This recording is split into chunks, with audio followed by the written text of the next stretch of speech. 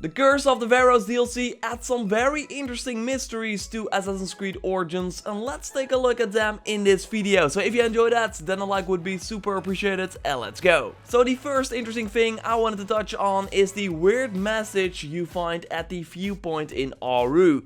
Yes, looking really weird indeed. So over on the official Assassin's Creed Reddit, many people share their theory about what this could mean. I put a link to that interesting Reddit thread in the description of this video so you can read it for yourself. So the most interesting theory is the one from Reddit user Skiddels, who thought of this text as something that was made in the Hausa language, a primary language in Africa, and then translated it to English. He also translated Hausa to Arabic and then to English, and in both cases other humanity came as translation according to Google Translate. So his conclusion was then that it could revert to Juno, the villain in the modern day of Assassin's Creed.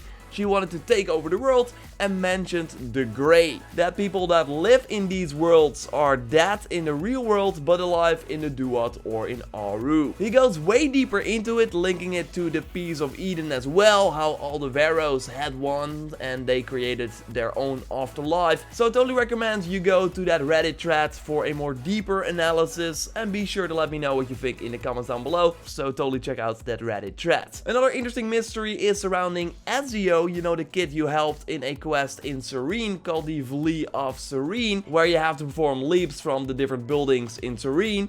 Well, you find him here in the Curse of the Pharaohs as well. He grew a lot in 4 years and he tells you he wants to become a smuggler, but you kinda convince him to go to Rome to find Amunet and maybe become one of the hidden ones. Could there be more to this, or is it just a fun conversation? Well, we got a theory from Wolf Games over on Twitter. Totally follow me on Twitter, by the way, at JorRaptor. Anyway, Wolf Games has a theory about the necklace from the boy that has the Greek god symbol known as the Owl of Athena. Maybe not weird since he grew up in Serene, but with the rumors going on that Assassin's Creed might be heading to Greece next, there could be more to this. Of course, it could also be a hint to Rome as well, since in the Hidden Ones DLC it was also discussed as a potential place that Bayek could visit next.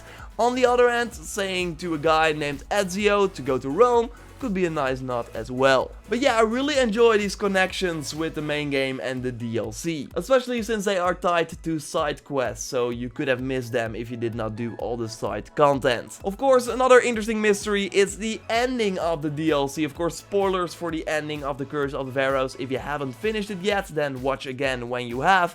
So of course, Bayek gives Sutek the Piece of Eden for him to hide, but then later in the Wazet Desert, the guy ends up dead in the Cobra Oasis, killed as you see the body but with no Piece of Eden.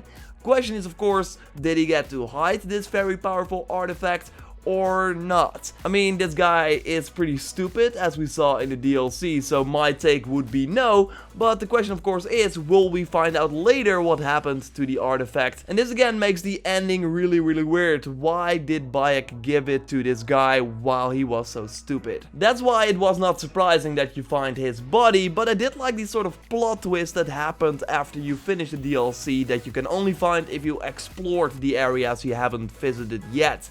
But it's hard to know what this means, but I do hope we get answers one way or the other. So yeah, pretty interesting mysteries in the Curse of the Pharaohs DLC. What do you think about them? Let me know in the comments down below. Subscribe for way more Assassin's Creed Origins content. We will get new stuff in April and I will cover it once it releases, so totally keep an eye out for that. Drop a like to support the channel, check my video on the awesome new abilities in the Curse of the Pharaohs, and I will speak to you next time. Goodbye.